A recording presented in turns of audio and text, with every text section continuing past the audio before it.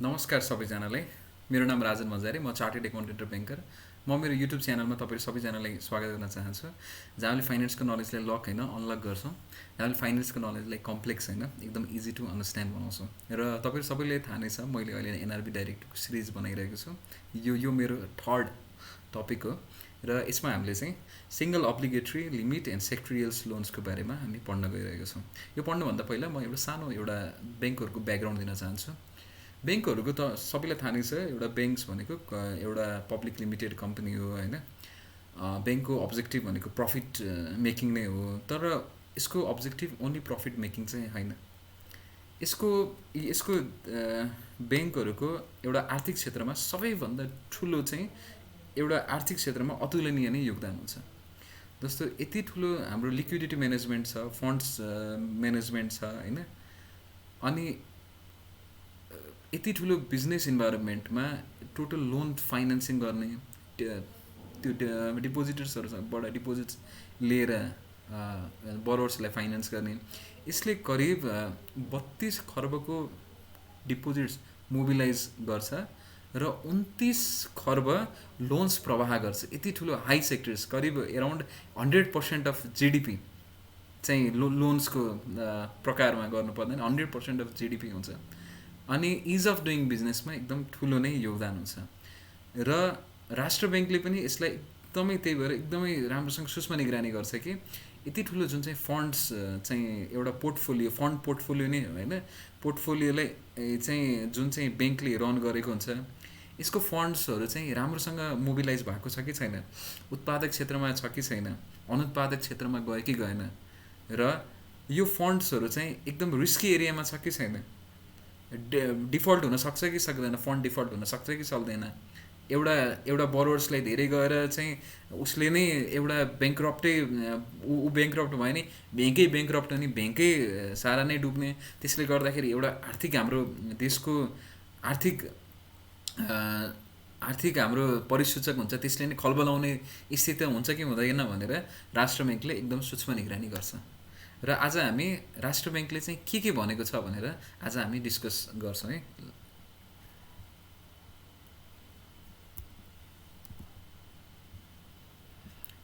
सुरुमा चाहिँ यसले क्रेडिट कन्सन्ट्रेसन्स रिस्क भन्छ। क्रेडिट कन्सन्ट्रेसन रिस्क भनेको कुनै एउटा व्यक्ति बेसिस, कुनै एउटा ग्रुप बेसिसमा हाम्रो लोन्स प्रवाह हुने हो।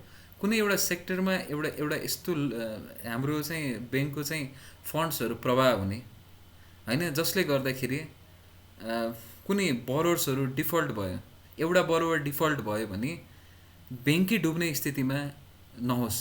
र अब जस्तो कोभिड-19 अहिले आयो, यति ठुलो रिसेसन जस्तै छ होइन।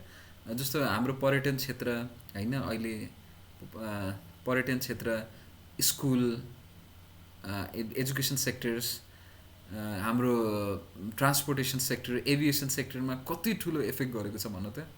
यो सेक्टर्समा अहिले चाहिँ लोन्सहरू डिफल्ट हुने चान्सेस पनि एकदम बढी छ। होटल सेक्टर्सहरूमा धेरैले बढी छ। सबैले चाबी नै लगाइसकेका छन्। ठमेल क्षेत्रको एरिया हुन्छ नि, पुरै सुनसानै छ, जहाँ चाहिँ यति ठुलो बल्क चाहिँ यति ठुलो तपाईँको क्षेत्रमा योगदान थियो भने पछाडि यदि ब्याङ्कले यो क्षेत्रमा मात्रै लोन प्रवाह गरेको भए के हुन्थ्यो। यो यस्तो रिसेसन्सको टाइममा चाहिँ एउटा झट्का आउँदा बित्तिकै, एउटा आर्थिक झट्का आउँदा बित्तिकै एउटा ब्याङ्क नै ऊ तहस नस हुने, ब्याङ्क तहस नस भयो भने त त्यसमा त्यो डिपोजिटर्सको फन्ड पनि एप्लाई भएको हुन्छ होइन।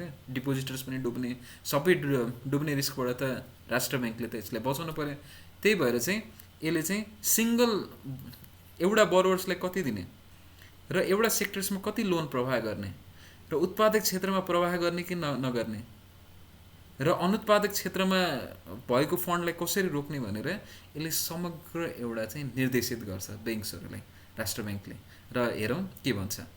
एउटा चाहिँ हाम्रो सुरुमा पढौँ, हाम्रो एउटा सिङ्गल अब्लिगेटरी लिमिट भनेको एउटा व्यक्ति, एउटा फर्म, एउटा कम्पनीलाई कतिसम्म चाहिँ लोन प्रवाह गर्न सकिन्छ भनेर पढौँ। इजाजत प्राप्त संस्थाले एउटै ग्राहक, फर्म, कम्पनी वा आपसी सम्बन्ध भएका ग्राहकहरूको समूहलाई कोषमा आधारित फन्ड बेस, कर्जा सापट र गैर कोषमा आधारित नन फन्ड बेस सुविधाहरू समेत गरी आफ्नो प्राथमिक पुँजीको बढीमा 25% सीमा कायम गरी प्रदान गर्न सक्नेछन् भन्यो। यसले के भन्छ भन्दाखेरि टोटल हाम्रो कोर क्यापिटलको हामीले कुनै पनि बरोवर्स अथवा कुनै पनि उसको रिलेटेड पार्टी उसको सम्बद्ध व्यक्तिहरूलाई हामीले टोटल कोर क्यापिटलको 25% मात्रै लोन इस्यु गर्न सक्छौँ। कोर क्यापिटल भनेको के हो? सेयर होल्डर्स फन्ड हो। सेयर होल्डर्स फन्ड भनेको के हो? यो चाहिँ टायर 1 क्यापिटल। टायर 1 क्यापिटलमा के पर्छ भन्दाखेरि अन्तिममा रिस्क एब्जर्ब गर्ने यो प्रफिटको मालिक हकदार भएका यो क्यापिटलिस्टहरू, अनि उनीहरूको फन्डमा के हुन्छ? एउटा सेयर होल्डर्स फन्डहरू भयो, जेनरल रिजर्भ्स भयो होइन, capital redemption reserves, capital adjustment reserve, dividend adjustment reserve, त्यसमा चाहिँ गुडविलहरू घटाएर डिफर्ड ट्याक्सहरू घटाएर जुन एउटा सेयर होल्डर्स फन्ड आएको हुन्छ उसको फन्डमा त्यसको चाहिँ हामीले 25%सम्म लोन इस्यु गर्न सक्छौँ। जस्तो मानिलिउँ कुनै ब्याङ्कको 10 अर्ब उसको सेयर होल्डर्स फन्ड छ, उसको कोर क्यापिटल छ भने उसले चाहिँ 2.5 अर्ब मात्रै एउटा बरोवरलाई लोन इस्यु गर्न सक्यो। चाहे एनटिसी आयो लोन माग्नको लागि अथवा सूर्य नेपाल माग्न आयो भने यदि 10 अर्ब मेरो चाहिँ कोर क्यापिटल छ भने मैले चाहिँ 2.5 अर्ब मात्रै मैले लोन दिन सक्छु, त्योभन्दा बढी मैले लोन दिन सक्दिनँ भन्छ ब्याङ्कले। त्यस्तै गरेर अर्को पनि हेरौँ, यदि चाहिँ राष्ट्र ब्याङ्क केमा फ्लेक्सिबल छ तर यदि चाहिँ त्यो हाम्रो फन्ड्सहरू चाहिँ हाम्रो फन्ड्सहरू हाम्रो उत्पादन क्षेत्रमा यदि रोजगारी सिर्जनाको क्षेत्रमा हाम्रो एक्सपोर्ट ओरिएन्टेड इन्डस्ट्रीमा एसएमइजहरूको लागि एप्लाई हुन्छ भने त्यो फन्ड्सहरू त्यसमा चाहिँ ऊ अलिकति फ्लेक्सिबल छ। उसले के अलिकति 5% चाहिँ भनेको छ, 5% एक्स्ट्रा दिन्छु भनेको छ। जस्तै देशको उत्पादन रोजगारी लगायतको पक्षलाई दृष्टिगत गरी निर्यात क्षेत्र, साना तथा मझौला उद्योगी उत्पादन उद्योग, कृषि क्षेत्र, पर्यटन उद्योग, सिमेन्ट उद्योग, फलाम उद्योग तथा अन्य उत्पादनमूलक उद्योगहरूमा प्रभाव हुने कर्जाको एकल ग्राहक कर्जा सीमा अधिकतम 30%सम्म कायम गरिएको छ। 5% अलिकति बढी फ्लेक्सिबल भएको छ हैन। टोटल कोर क्यापिटलको 30%सम्म चाहिँ लोन हामीले इस्यु गर्न सक्छौँ भनेको छ उत्पादन क्षेत्रमा।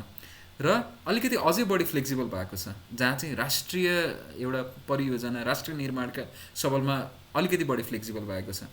जस्तो हाम्रो विद्युत प्रसारण लाइनहरू, ट्रान्समिसन लाइनहरू, केबल कार निर्माणहरूको लागि हैन, अनि त्यस पछाडि जलविद्युत परियोजनाको लागि चाहिँ यसले चाहिँ 50%सम्म कोर क्यापिटलको 50% लोनसम्म हामीले चाहिँ इस्यु गर्न सक्छौँ भनेको। हाम्रो यदि 10 अर्ब चाहिँ हाम्रो कोर क्यापिटल छ भने हामीले 5 अर्बसम्म पनि दिन सक्छौँ। तर यसमा एउटा कन्डिसन छ, जलविद्युत आयोजनाको केसमा चाहिँ यदि हामीले कुनै पनि जलविद्युत आयोजनालाई हामीले 25% भन्दा बढी दिन चाहन्छौँ लोन भने एउटा कुनै जलविद्युत आयोजनालाई त्यसमा चाहिँ हामीले एउटा इन्स्योर गर्नुपर्छ कि त्यो जलविद्युत आयोजनाले इलेक्ट्रिसिटी अथोरिटीसँग पावर पर्चेज एग्रिमेन्ट गरेको हुनुपर्छ। त्यो भनेको हामीले उत्पादन गरेको बिजुली पछि चाहिँ तपाईँहरूलाई हामीले बेच्छौँ भनेर एउटा पावर पर्चेज एग्रिमेन्ट चाहिँ गरेको हुनुपर्छ है। तर के छ भन्दाखेरि अलिकति चाहिँ राष्ट्र ब्याङ्क चाहिँ अलिकति फ्लेक्सिबल पनि छ। यो केसमा चाहिँ फ्लेक्सिबल छ भनेर हामी अर्को स्लाइड्समा जाउँ है। यसमा के छ भन्दाखेरि अलिकति फ्लेक्सिबल चाहिँ जहाँ अलिकति प्रपर सेक्युर्ड छ, अलिकति सेक्युर्ड छ, त्यो मेरो लोनहरू चाहिँ डिफल्ट हुँदैन। एउटा ब्याङ्कको चाहिँ त्यति क्रेडिट कन्सन्ट्रेसन रिस्क हुन्छ, त्यो रिस्कबाट चाहिँ ब्याङ्कहरूलाई त्यति फरक पर्दैन कि त्यति सेक्युरिटी छ होइन भने चाहिँ राष्ट्र ब्याङ्क चाहिँ अलिकति फ्लेक्सिबल पनि हुन्छ। जस्तो अब कुनै पनि अब मुद्दती हाम्रो फिक्स डिपोजिट रिसिप्टहरूको लोन्सको बेसिसमा जो फिक्स डिपोजिट, किनभने ब्याङ्कसँगै हुन्छ फिक्स डिपोजिट होइन, त्यसमा अलिकति फ्लेक्सिबल हुन्छ। जस्तो चाहिँ नेपाल गभर्मेन्टको सेक्युरिटिजहरूको केसमा अलिकति नेपाल गभर्मेन्ट भइहाल्यो होइन, देश नै भए पछाडि देशको नै सेक्युरिटिज भए पछाडि चाहिँ ऊ आफैले बनाएको कानुन होइन, आफैलाई भनेपछि उसले अब पालना गर्नै पर्यो होइन। कुनै पनि धितो अथवा विश्व ब्याङ्कको राम्रो श्रेणीको ब्याङ्कहरूको मल्टिल्याटरल ब्याङ्कहरूको ग्यारेन्टीहरू बस्यो भने त्यसमा पनि अलिकति फ्लेक्सिबल छ। र अर्को कन्टेक्स्टमा पनि, अर्को दोस्रो कन्टेक्स्टमा पनि ऊ अलिकति फ्लेक्सिबल भएको छ। जस्तो कुनै पनि हाम्रो डेली लाइफसँग, एउटा पब्लिकको डेली लाइफसँग हाम्रो एसोसिएट भएको, जस्तो हाम्रो तेल होइन, अब पेट्रोलियम पदार्थहरू, खाद्यान्नहरू, कृषि रासायनिक मलमा चाहिँ यदि चाहिँ यो संस्थाहरू नेपाल आयल निगम, नेपाल खाद्य संस्थान, कृषि सामग्री कम्पनीहरूले चाहिँ जस्तो ग्यास तथा पेट्रोलियम पदार्थ, खाद्यान्न, कृषि रासायनिक मलहरू चाहिँ लिनको लागि यो चाहिँ उनीहरूले एप्लाई गर्छन्, यो वस्तुहरू किन्नको लागि एप्लाई गर्छन् र कर्जा सम्बन्धित जोखिमबाट सुरक्षित हुने पर्याप्त आधारहरू उनीहरूले दिन्छन् भने यसमा पनि राष्ट्र ब्याङ्क अलिकति फ्लेक्सिबल भएको छ। त्यो 25-30% जुन लिमिट छ नि त्यसमा चाहिँ अलिकति फ्लेक्सिबल भएको छ। र अर्को कुरा, यदि ब्याङ्कहरू कस्तो हुन्छ भन्दाखेरि जस्तो मैले मेरो चाहिँ 2.5 अर्बको लिमिट भयो, यदि चाहिँ म अर्को ब्याङ्कसँग मिलेर उसको पनि लगभग 2 अर्बको लिमिट छ भने मैले दुईजना मिलेर चाहिँ मैले एउटा बरुवरलाई चाहिँ दिन सकेँ। जस्तो एनसेल आयो, एनसेलले चाहिँ अब 10 अर्ब लोन लिन खोजेको छ भने चाहिँ म 3-4वटा चाहिँ जुन चाहिँ बरुवरहरू छ, जुन चाहिँ ब्याङ्कहरू मिलेर उसलाई मैले फाइनेन्स गर्न सक्छु। तर त्यसमा के हुन्छ भन्दाखेरि जुन चाहिँ लिमिट हुन्छ नि, जस्तो मेरो 2.5 अर्बको लिमिट, उसको 2.5 अर्बको लिमिट, अथवा उसको 2 अर्ब, उसको 1.5 अर्बको लिमिटहरू चाहिँ त्यो सबै त्यो के हुन्छ एउटा चाहिँ एप्लाई हुन्छ। त्यो चाहिँ सबै हामीले कम्बाइन गरेर नै हो। लिमिट त एप्लाइकेबल हुन्छ, तर चाहिँ मैले त्यसलाई सम गर्न सक्छु र त्यसको मैले सिनर्जी चाहिँ लिन सक्छु है। अब यस्तै गरेर अब अर्को छ, अब यो त भइहाल्यो एउटा बरोबर, एउटा क्रेडिट कन्सन्ट्रेसन्स रिस्कको एउटा चाहिँ एउटा बरोवर्सहरूलाई दियो भने चाहिँ एउटा बरोवर्स एउटा ग्रुप होल्डिङले दिएको रिस्कलाई अलिकति मिटिगेसन गर्नको लागि बनाएको डाइरेक्टिभ्स। अब अर्को छ हाम्रो सेक्टरल लिमिट्सको लागि, एउटा विशेष क्षेत्र, एउटा आर्थिक क्षेत्रको लागि चाहिँ हामीले कति दिन सक्छौँ भनेर दिएको छ। हामी अर्कोमा जाउँ है।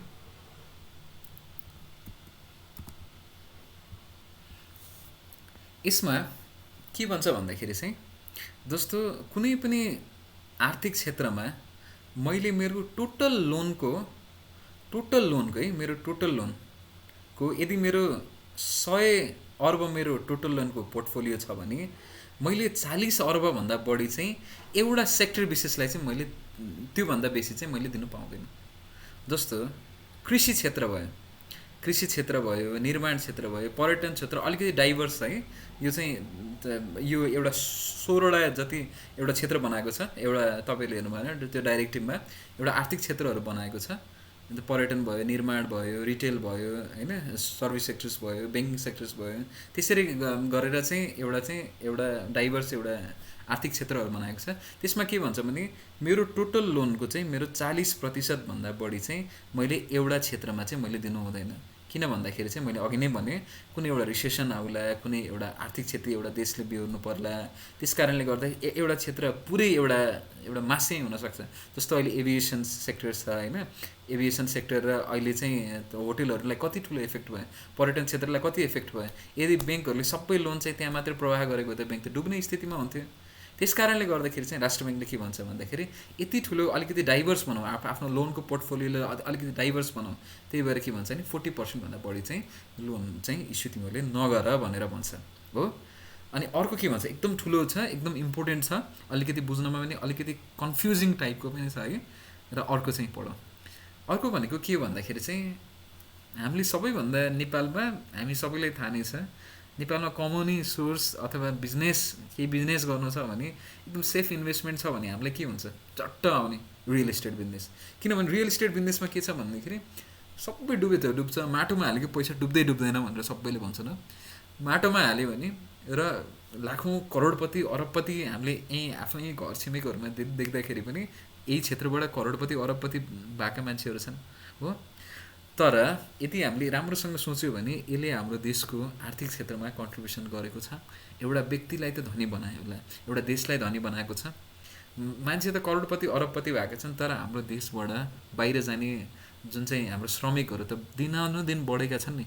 यस्तो कोभिडको क्राइसिसमा पनि मान्छेहरू विदेश जान चाहन्छन् भने होइन, यति धेरै बेरोजगार छ भने होइन, एउटा व्यक्ति मात्रै धनी बन्ने देश धनी त बन्न सकेको छैन। त्यही भएर यसमा पनि के भन्छ भन्दाखेरि चाहिँ यसमा चाहिँ एउटा लिमिट चाहिँ तोकिदियो। यसमा के लिमिट चाहिँ तोकेको छ अब हेरौँ। आवश्यक घर कर्जा, व्यावसायिक भवन तथा आवश्यक अपार्टमेन्ट निर्माण कर्जा, निर्माण सम्पन्न भई आय अर्जन गर्न थालेको व्यापारिक कम्प्लेक्स कर्जा, तथा अन्य रियल इस्टेट कर्जा, जग्गा जमिन खरिद तथा प्लटिङ कर्जा समेत गरी कुल कर्जाको 25% भन्दा बढी नहुने गरेर कर्जा सीमा तोकिएको छ। यसमा के भन्छ भने कुनै पनि जस्तो रियल इस्टेटहरूले बनाउने के हो, एउटा ठुलो अपार्टमेन्ट्सहरू बनाउँछन् हो, एउटा ठुलो बिजनेस कम्प्लेक्सहरू बनाउँछन् होइन, एउटा ठुलो सपिङ कम्प्लेक्सहरू बनाउँछन् होइन, अनि एउटा अपार्टमेन्टहरू सबै बनाउँछन्। त्यसको कर्जाको सीमा चाहिँ कति तोक्दियो भन्दाखेरि चाहिँ 25% भनेर तोक्दियो। 25% भन्दा बढी चाहिँ एउटा ब्याङ्कले यस्तो क्षेत्रहरूमा निर्माण माटो ढुङ्गा गिटी बालुवाली जहाँ एप्लाई हुन्छ नि यो क्षेत्र, जुन चाहिँ निर्माण व्यवसायको क्षेत्र भनौँ, एउटा रियल इस्टेट निर्माण व्यवसाय भनेको त त्यसमा फेरि सिमेन्ट उत्पादन गर्ने इन्डस्ट्री पनि पऱ्यो। त्यो सिमेन्ट इन्डस्ट्रीहरू जस्तो रोडहरू पनि, रोडहरू चाहिँ होइन, जस्तो चाहिँ एउटा घर बनाउने व्यवसाय अपार्टमेन्टहरू बनाउने होइन, त्यसको कारोबारहरू गर्नेलाई त्यसमा चाहिँ 25% भन्दा बढी चाहिँ लोन इस्यु गर्न सकिँदैन भनेर यो तोक्यो। 25% भन्दा बढी चाहिँ लोन इस्यु गर्न सकिँदैन भने। अझ अर्को चिज पनि भन्छ। अर्को चिज के भन्छ भन्दाखेरि चाहिँ अहिलेको सबैभन्दा अनुत्पादक के भएको छ, जताततै हेरौँ प्लटिङ गराएको छ, जताततै हेरौँ कृषि क्षेत्रमा भनेको छ, कृषि क्षेत्र भएको भूभागमा जग्गा जमिन खरिद गर्दै प्लटिङ गर्दै 4 आनाको बनाइदियो, 2 आनाको टुक्रा बनाइदियो। त्यसले गर्दा के भयो, हाम्रो कृषि क्षेत्र एकदम नाश भएको छ। त्यो हाम्रो तराई क्षेत्रमा पनि भएको छ। त्यही भएर राष्ट्र ब्याङ्क एकदम सजग भयो। ब्याङ्कहरूलाई त प्रफिट होला, ब्याङ्कहरूको लागि चाहिँ लोन लिन आउने मान्छे चाहिँ धेरै नै होलान्, तर चाहिँ समग्र देशको लागि चाहिँ यो एकदम फाइदाजनक छैन भनेर यसको लिमिट चाहिँ यदि जग्गा जमिन खरिद र प्लटिङका लागि गर्ने हो भने चाहिँ एउटा 10% भन्दा चाहिँ बढी चाहिँ हामी इस्यु गर्न सक्दैनौँ भनेर ब्याङ्कहरूलाई भनिसक्यो। ब्याङ्कहरूले यदि 100 रुपियाँ तिमीहरूको लोनको पोर्टफोलियो छ भने 10 रुपियाँ चाहिँ जग्गा जमिन खरिद प्लटिङको क्षेत्रलाई 10% र पहिलाकोले कम्बाइन गरौँ। यदि त्यसमा पनि आवश्यक घर निर्माण कम्प्लेक्सहरू बनाउँछौ होइन, सपिङ कम्प्लेक्सहरू बनाउँछ भने यो र माथिको जोडेर 25% भन्दा त्यो पनि बेसी हुनु भएन। बुझियो होइन? र यदि यो कर्जा सीमा नागेमा यसमा कुल जोखिम भारित सम्पत्तिको गणना गर्दा 150%ले जोखिम भार प्रदान गर्नुपर्नेछ भने। यसमा के भन्यो भन्दाखेरि पहिला हामीले रिस्क वेटहरू क्लासिफाई गर्छौँ क्यापिटल एडिक्वेसीको लागि, क्यापिटल यति बनाउनुपर्छ रिस्क वेटको बेसिसमा गराएर भनेको चाहिँ पहिलाको भिडियो पढ्नु होला मेरो। 150% भन्दा चाहिँ 150% चाहिँ हामीले जुन चाहिँ यो रिस्क वेट भनेर हामीले गन्छौँ यसलाई 150%, यो सीमा 25% भन्दा अथवा 10% भन्दा बढी नाग्यो भने हामीले 150%मा हामीले राखिदिन्छौँ भनेर भन्यो। त्यो जति हाम्रो एक्सेस चाहिँ त्यो नागेको हाम्रो पोर्टफोलियो छ हो। तर सबैजना एकदमै प्रफिट मोटिभ, यो जग्गा जमिनबाट धनी बन्ने सबैको त हुँदैन। कसैको एकदम सानो चाहना पनि हुन्छ, व्यक्तिगत चाहना पनि हुन्छ। कोही इम्प्लोइ छ होइन, कोही इम्प्लोइ छ जनतना, उसले चाहिँ अब घर बनाउँछु भनेर भनेको छ होइन, अनि त्यस पछाडि चाहिँ उसलाई लोन चाहिएको छ। तर यो हामीले सीमाहरू बनाइदियो भने त सबैको एउटा सानो जुन चाहिँ एउटा कस्टमर छ ब्याङ्कमा गएर लोन लिन्छ त्यो पनि 25% को ट्र्यापमा पर्छ। त्यो पनि बिजनेसम्यानहरूले त गरे खाए होइन, तर ऊ पनि ट्र्यापमा पर्यो। ब्याङ्कले चाहिँ अलिकति फुकाइदिएको छ। तिम्रो कस्टमरको लागि चाहिँ हामी अलिकति फ्लेक्सिबल छ, तिमीहरूलाई हामीले त्यो क्याटेगोरी त्यो अनुत्पादक क्षेत्र भनेर भन्दा तिमीहरूको त आवश्यक क्षेत्र भनेर हामीले आवश्यकताको आधारमा चाहिँ तिमीहरूलाई हामीले यदि 150 करोडसम्मको यदि चाहिँ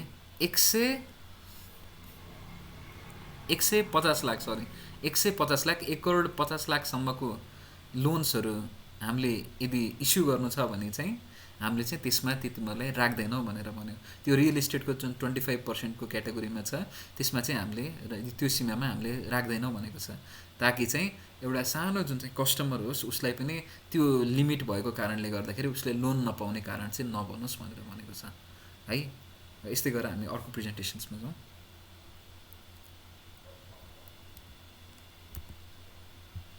र यसमा राम्रोसँग अझै बढी एक्सप्लेन गरेको छ कि रियल इस्टेट कर्जा भने के हो। रियल इस्टेटको लागि गरिएको कर्जा सापट भन्नाले निम्न अनुसारको कर्जा सापटलाई सम्झनु पर्दछ।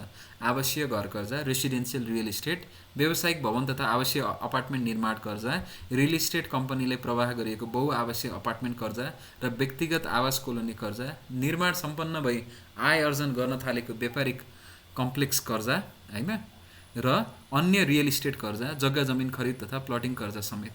त्यसमा अन्य रियल इस्टेटमा के पर्यो, जग्गा जमिन तथा खरिद तथा प्लटिङ कर्जा, कुनै प्रयोजन नखुलाई जग्गा जमिन धितो राखी प्रभाव भएका रु 50 लाख वा सोभन्दा बढी रकमका personal loan, mortgage, flexi loan प्रकृतिका कर्जाहरू होइन। अब यसमा चाहिँ भन्यो के भन्यो भन्दाखेरि चाहिँ यदि जग्गा जमिन खरिद तथा रियल इस्टेट चाहिँ ओभरअल मेरो रियल इस्टेट चाहिँ रियल इस्टेट भयो, सबै मेरो रियल इस्टेट भयो होइन। रियल इस्टेटमा चाहिँ अब यसमा अलिकति चाहिँ अर्को भनेर के छुट्यायो भने यो चाहिँ अन्य रियल इस्टेट, अन्य रियल इस्टेटमा जग्गा जमिन अब जुन चाहिँ खरिद गर्ने, अनि अर्को भनेको 50 लाखभन्दा बढी मैले चाहिँ होम लोन लिन्छु, मैले व्यवसाय गर्छु भनेर मैले केही भनेको छैन, तर चाहिँ मैले पर्सनल लोन भनेर मैले ब्याङ्क राखेँ एउटा मेरो घर सेक्योर्ड गरेर, तर मैले त्यसको प्रयोजनहरू चाहिँ खुलाएको छैन भने त्यसको त्यो चाहिँ हामीले अन्यमा नै राखिदिन्छौँ। त्यो भनेको जुन चाहिँ 10% लिमिट छ नि त्यसैमा राखिदिन्छौँ। तर अहिले चाहिँ जुन चाहिँ मोनिटरी पोलिसी यो चाहिँ पछिको लेटेस्ट डाइरेक्टिभले 50 लाखभन्दा बढीको यो चाहिँ इस्यु गर्नै पाइँदैन, प्रयोजन नखुलाइकन गर्नै पाइँदैन भनेको छ कुनै कन्टेक्स्टमा। त्यही भएर यो त्यति रेलिभेन्ट पनि छैन अहिलेको लागि। रेलिभेन्ट भनेको जग्गा जमिन खरिद तथा प्लटिङ कर्जा त्यो चाहिँ 10% सम्म मात्रै एउटा ब्याङ्कले प्रवाह गर्न सक्छ हो। अब अर्को चिज पनि के भनेको छ, तर निम्नलिखित कर्जालाई रियल इस्टेट कर्जा मानिने छैन। के भने जग्गा विकास तथा भवन निर्माणमा संलग्न रहेका व्यापारिक औद्योगिक फर्म कम्पनीले आफ्नो नियमित व्यापारिक औद्योगिक कर्जाको लागि अन्य सुरक्षाका अतिरिक्त घर जग्गा धितो राखेका कर्जाहरू, एउटा बिजनेस होइन उसले चाहिँ आफ्नो घर जग्गा धितो राखेर चाहिँ उसले लोन लिन्छ भने त्यसलाई चाहिँ रियल इस्टेट कर्जा भनेर मान्दैन, त्यो भनेको छ। अनि अर्को भनेको 1 करोड 50 लाखसम्मका व्यक्तिगत आवासीय घर कर्जा र 1 करोड 50 लाखसम्मका अघि नै हामीले पढ्यौँ 1 करोड 50 लाखसम्म व्यक्तिगत आवासीय घर कर्जालाई हामीले त्यो रियल इस्टेटको एकदम ठुलो ब्र्याकेटमा चाहिँ हामीले राख्दैनौँ भनेर भन्यो। यसमा चाहिँ अलिकति फ्लेक्सिबल छ, तिमीहरूलाई हामीले त्यस्तो लिमिट नै छैन भनेर भनेको छ। किन भन्दाखेरि एउटा जेन्युन कस्टमर्सहरूले गर्ने हो, त्यसमा चाहिँ एउटा प्रफिट मोटिभ भएर पनि होइन, यसलाई चाहिँ उत्पादक अनुत्पादक भन्दा पनि यसलाई आवश्यकताको आधारमा भनेर हामीले तिमीहरूलाई त्यसको लिमिटबाट अलिकति त्यो 25% 10%को लिमिटबाट टाढा गरेका छौँ। भने पछाडि के भयो, एउटा ठुलो ब्र्याकेट बन्यो रियल इस्टेटको हो। रियल इस्टेट भनेको आवासीय घर कर्जा सबै पऱ्यो, त्यसमा चाहिँ पऱ्यो। तर त्यसमा पनि के भन्यो भन्दाखेरि चाहिँ दुईवटा भाग भनेर छुट्याइदियो। एउटा चाहिँ जग्गा जमिन खरिदलाई छुट्याइदियो त्यहाँ रियल इस्टेटबाट, त्यसमा के भन्यो 10% भन्दा बढी चाहिँ लोन इस्यु गर्न पाइँदैन भनेर भन्यो हो। त्यस पछाडि एउटा ठुलो हाम्रो जुन चाहिँ रियल इस्टेटको ब्र्याकेटलाई 25% भनेर भन्यो। तर त्यही रियल इस्टेटको ठुलो ब्र्याकेटमा जहाँ चाहिँ जग्गा जमिन पनि अड्छ त्यसमा चाहिँ के भन्यो भने 1 करोड 50 लाखसम्मका जुन चाहिँ व्यक्तिगत आवश्यक घर कर्जाहरूले चाहिँ मैले छुट्याइदिएँ भनेर भन्यो। Is it clear? ठिक छ। यसमा अझै के भन्छ नि 1 करोड 50 लाखसम्मका व्यक्तिगत आवश्यक घर कर्जा भन्नाले ब्याङ्क तथा वित्तीय संस्थाले ग्राहकको आय स्रोत हेरी सो स्रोतले पर्याप्त धान्य किस्ता कायम गरी उक्त ग्राहकले आफै प्रयोग गर्ने वा भाडामा लगाउने गरी घर निर्माण, घर अपार्टमेन्ट खरिदको लागि प्रवाह गरेको आवश्यक घर कर्जा होम लोनको बक्यौता रकमलाई सम्झाउनु पर्दछ। एकदम क्लियर भयो है। अब हामी चाहिँ अहिले चाहिँ के भन्यो भन्दाखेरि योभन्दा बढी चाहिँ लोन इस्यु गर्नु हुँदैन भन्यो। अब अर्को पनि भन्छ योमा चाहिँ यति चाहिँ तिमीहरूले लोन इस्यु नै गर भनेर भन्छ। त्यो चाहिँ पढौँ है।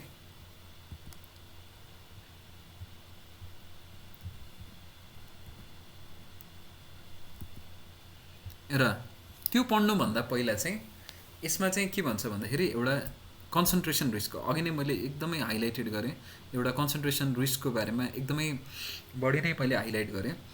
त्यसमा के छ भन्दाखेरि चाहिँ एउटा अघि नै हामीले एउटा रिस्क वेटेडको कुरा गऱ्यौँ होइन। रिस्क वेटेड चाहिँ यदि हामीले चाहिँ त्यो 25% भन्दा बढी लोन इस्यु गऱ्यौँ होइन भने चाहिँ त्यसको त्यो एक्सेस मैले चाहिँ जुन चाहिँ त्यो लोन इस्यु गरेँ त्यसलाई चाहिँ मैले 150% रिस्क वेट दिनु पऱ्यो र त्यही अनुसारको मैले क्यापिटल चाहिँ छुट्याएर राख्नु पऱ्यो। र त्यस सँगसँगै अर्को पनि भन्छ कि कन्सन्ट्रेसन रिस्कलाई कम गर्नको लागि यदि त्यो सीमाभन्दा बढी मैले लोन इस्यु गरेँ भन्दाखेरि त्यसको चाहिँ 100% मैले लोन लस प्रोभिजन गर्नु पऱ्यो। भनेपछि के भयो, मैले जति लोन इस्यु गरेँ यदि मैले 100 रुपियाँ लोन इस्यु गरेँ भने मैले 100 रुपियाँको प्रोभिजन चाहिँ छुट्टै बनाएर राख्नु पऱ्यो। त्यो 100 रुपियाँ पनि मेरो फन्ड जुन चाहिँ प्रोभिजन बनाएपछि त के भयो, त्यो मेरो फन्ड चाहिँ मैले चाहिँ के भयो प्रफिटको एउटा पार्ट भयो, एउटा चाहिँ रेभिन्यूको पार्टबाट भयो। त्यो मैले प्रफिट चाहिँ मैले लिएर जान पाइनँ, त्यो मेरो प्रफिट नै ब्लक भयो भनेको कि एउटा प्रोभिजनमा मैले छुट्टै एउटा फन्ड क्रिएट गर्नु पऱ्यो।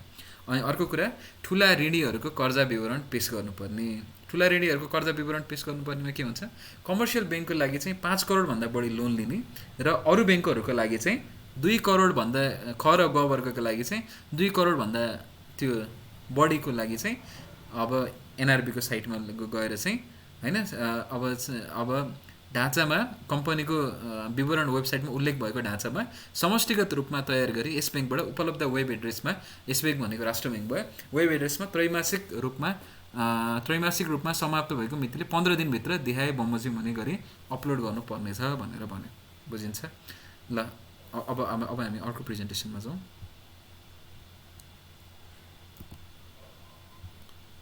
अब यसमा के भने अघि नैसम्म के भन्यो भन्दाखेरि चाहिँ हामीलाई चाहिँ यहाँ चाहिँ नगर भनेर भन्यो, किनभने त्यो अलिकति अनुत्पादक क्षेत्र थियो जहाँ चाहिँ कन्सन्ट्रेसन रिस्कहरू थियो हो। यहाँ चाहिँ यो रियल इस्टेटहरूमा धेरै लगानी नगरे यसले चाहिँ रोजगारी धेरै सिर्जना गर्दैन भनेर भन्यो। तर चाहिँ जुन जुन क्षेत्रमा रोजगारी सिर्जना गर्ने छ नि ब्याङ्कलाई अझ प्रोत्साहित गर्छ। चाहे त्यो घाटा नै के नहोस्, म तिमीहरूको साइडमा छु, तिमीहरूले यो गर्नै पर्छ। यो देशको क्षेत्रमा, आर्थिक क्षेत्रमा एकदम ठुलो भूमिका छ यो क्षेत्रको। हाम्रो कोर क्यापिटल हो, हाम्रो कोर हो नि त। अब हामीले चाहिँ ठुलो उद्योगहरू एकदमै ठुलो खत्रै हामीले पुरै एप्पलको प्लान्टहरू बनाउने, स्यामसङको प्लान्टहरू बनाउने, एउटा पुरै हुन्छ नि एउटा एक्सपोर्ट ओरिएन्टेड बिजनेस त हामीले गर्न सक्दैनौँ। हाम्रो कोर कम्पिटेन्स भनेको चाहिँ एग्रिकल्चर, हाइड्रो पावर र एमएसएमई हो। हामीलाई सबै थाहा छ कृषि देश, हाइड्रो पावरमा यति होइन 86,000 मेगावाट 88,000 मेगावाट जुन भन्छौँ एमएसएमई क्षेत्र छ होइन, साना मजुला तथा उद्योग। किन हामीसँग त्यत्रो ठुलो पुँजी छैन, सबैसँग ठुलो पुँजी छैन, त्यति हामी लगानी गर्न सक्छौँ भनेर। त्यही भएर के भन्छ एग्रिकल्चरमा चाहिँ मिनिमम 50% चाहिँ तिमीहरूले लगानी गर। यो चाहिँ 10% थियो, हाइड्रो पावरमा 15% थियो। यसलाई अलिकति अहिले चाहिँ चेन्ज गरेको छ। पहिला चाहिँ एग्रिकल्चरमा 10%, हाइड्रो पावरमा 15% थियो। अहिले चाहिँ राष्ट्र ब्याङ्कलाई नै रियलाइजेसन भयो होला कि अहिले चाहिँ पर्याप्त लगानी अहिले चाहिँ आइपिओहरूबाट धेरै क्षेत्र पनि भइसक्यो हाइड्रो पावरको लागि। पर्याप्त लगानीका स्रोतहरू चाहिँ भेटिएका छन् हाइड्रो पावरको लागि। त्यही भएर चाहिँ अब एग्रिकल्चरमा फोकस हुनु पऱ्यो भनेर एग्रिकल्चरमा भने एग्रिकल्चरमा 15% गर्नु पऱ्यो, हाइड्रो पावरमा 10% गर्नु पऱ्यो। जस्तै एमएसएमई साना तथा घरेलु मजुला उद्योगको लागि चाहिँ 15% चाहिँ हामीले यो लोन चाहिँ मिनिमम लोन चाहिँ इस्यु गर्नु पऱ्यो भनेर भनेको छ। र अब हामी अर्को प्रेजेन्टेसनमा जाउँ। र अघि नै हामीले कुरा गऱ्यौँ कि हाम्रो टोटल ब्याङ्कको लोन चाहिँ हाम्रो पोर्टफोलियो चाहिँ कसरी म्यानेज गर्ने, लोनको पोर्टफोलियो चाहिँ एउटा ब्याङ्कले कसरी म्यानेजमेन्ट गर्ने ताकि एकदम एउटा ढुक्क होस्, ब्याङ्कहरू एकदमै धेरै नडुबोस् होइन। र ब्याङ्कले सकेसम्म चाहिँ उत्पादक क्षेत्रमा गरोस्, अनुत्पादक क्षेत्रमा नगरोस् होइन। र उत्पादक क्षेत्रमा यति गरोस् र यति चाहिँ मिनिमम गरोस् र अनुत्पादक क्षेत्रमा योभन्दा बढी नगरोस् भनेर हामीले डिस्कसन गऱ्यौँ हो। साथसाथै अब के पनि भन्छ भन्दाखेरि चाहिँ तिमीहरूले चाहिँ एउटा लोनको चाहिँ जस्तो चाहिँ तिम्रो कोल्याट्रल चाहिँ यति हो, यो कोल्याट्रल तिम्रो 100 रुपियाँ कोल्याट्रल भयो भने चाहिँ 50 भन्दा चाहिँ बढी लोन नदेऊ, 40 भन्दा बढी लोन नदेऊ भनेर चाहिँ भन्छ हो। अब के छ हेरौँ त्यसमा चाहिँ जस्तो vehicle loan, real estate loan, residential लोनहरूको लागि चाहिँ एउटा लोन टु भ्यालु रेसियो भनेर फिक्स गरेको छ। यसमा के भन्छ भेहिकल लोनको लागि के भन्छ भन्दाखेरि चाहिँ भेहिकल लोन चाहिँ जुन चाहिँ सवारी साधन मूल्यको यदि चाहिँ नर्मल भेहिकल छ भने चाहिँ सवारी साधन मूल्यको अधिकतम 50%, यदि चाहिँ विद्युतीय सवारी साधन भयो जुन चाहिँ हाम्रो देशको लागि चाहिँ जुन एकदमै आवश्यक छ, जुन चाहिँ हाम्रो चाहिँ क्लिन वाइट एनर्जी भन्छ होइन, वाइट एनर्जी क्लिन एनर्जी छ, जुन चाहिँ हाम्रै देशको यति हाइड्रो पावरको सम्भावना छ भनेदेखि यसलाई हामीले प्रोत्साहन गरौँ भनेर यो चाहिँ 80% चाहिँ हाम्रो टोटल सवारी साधन मूल्यको 80% हामीले दिन सक्छौँ भनेर भन्यो।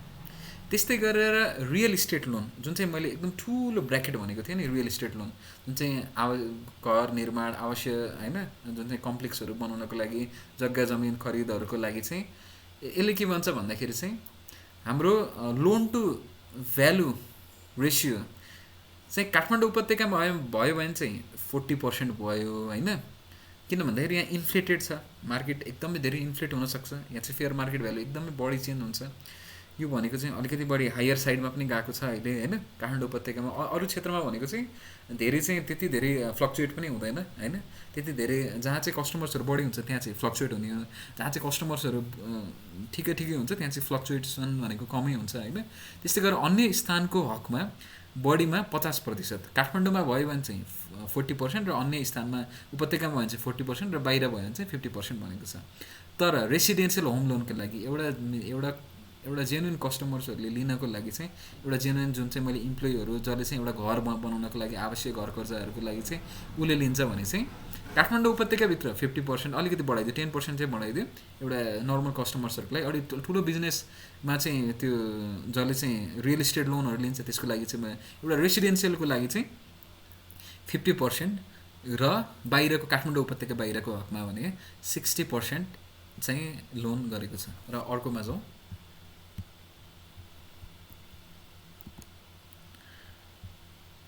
र यसमा चाहिँ अलिकति छुट पनि दिएको छ। मैले भने नि यसले चाहिँ जेन्युनिटीमा एकदमै फोकस गर्छ, उत्पादक अनुत्पादक र आवश्यकताको आधारमा, र आवश्यकताको आधारमा चाहिँ यसले चाहिँ अलिकति छुट पनि दिएको छ। जस्तो चाहिँ अघि नै 1,50,00,000 लिमिट भन्यो, 1,50,00,000 लिमिट जसले चाहिँ पहिलो पटक होम लोन लिएर फर्स्ट होम बायर छन्, सुरुमा पहिलो पटक होम लोन लिँदैछन् भने चाहिँ उसको लागि चाहिँ अलिकति फ्लेक्सिबल भएर यसको चाहिँ लोन टु भ्यालु रेसियो चाहिँ 70%सम्म बनाइदिएको छ। तर चाहिँ यो कन्डिसन्सहरू देखाएको शर्तमा भनेको छ भनेदेखि यो कन्डिसन्सहरू चाहिँ मिनिमम चाहिँ एप्लाई गर्नु पर्यो। त्यसमा के छ, ऋणी आफैले प्रयोग गर्ने गरी बढीमा 3,000 वर्ग फिटसम्मको घर अपार्टमेन्ट हुनुपर्ने हो। अर्को कुरा, कुनै पनि ब्याङ्क तथा वित्तीय संस्थाबाट यस पूर्व घर अपार्टमेन्ट निर्माण वा खरिद कर्जा नलिएको यकिन गर्नुपर्ने। अर्को, यस सुविधा अन्तर्गत कर्जा प्रदान गर्दा घरबाडालाई ऋणीको आम्दानीको स्रोतको रूपमा देखाउन नपाइने। घरबाडाले चाहिँ देखाउन पाइएन, तिम्रो अर्कै इन्कम नै देखाउनु परेको होइन। अर्को भनेको कर्जाको ब्याज दर वृद्धि भएमा पूर्व निर्धारित मासिक किस्ता वृद्धि नगरी कर्जा भुक्तान हुने व्यवस्था मिलाइनु पर्ने।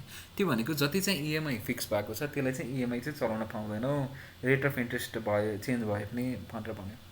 त्यो भनेको के भन्दाखेरि चाहिँ इएमआई चाहिँ फिक्स हुनु पऱ्यो, इन्ट्रेस्ट बढ्यो भने बरु त्यसको के हुनु पऱ्यो, बरु टेन्योर बढा त्यसको, तर इएमआई चाहिँ फिक्स हुनु पऱ्यो भनेर भन्यो यदि चाहिँ 70%को केसमा छ भने हो। अब अर्कोमा जाउँ,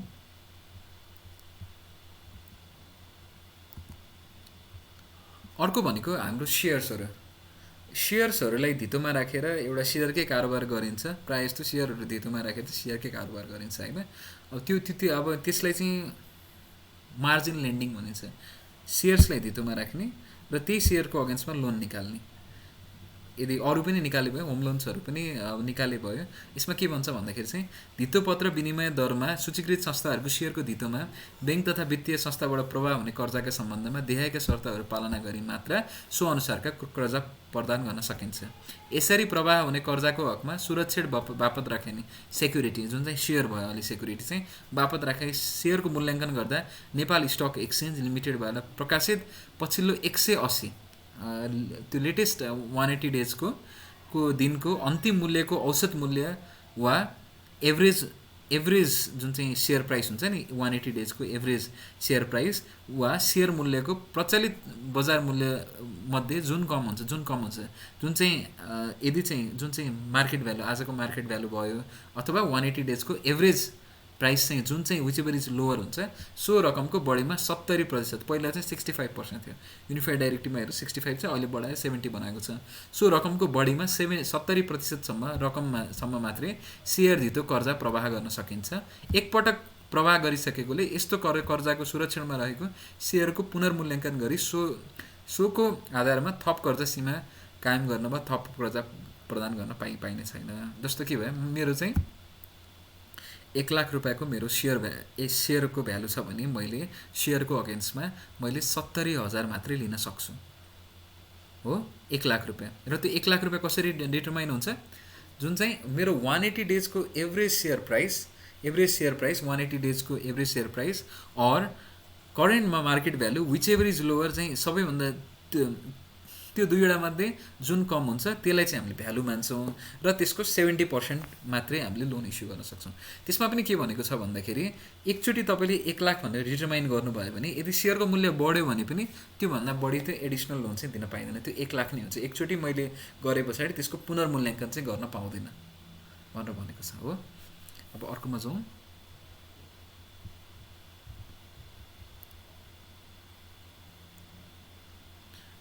यति भन्दै आजको हाम्रो सकिएको छ। म अलिकति प्रेजेन्टेसन्समा पनि जान्छु।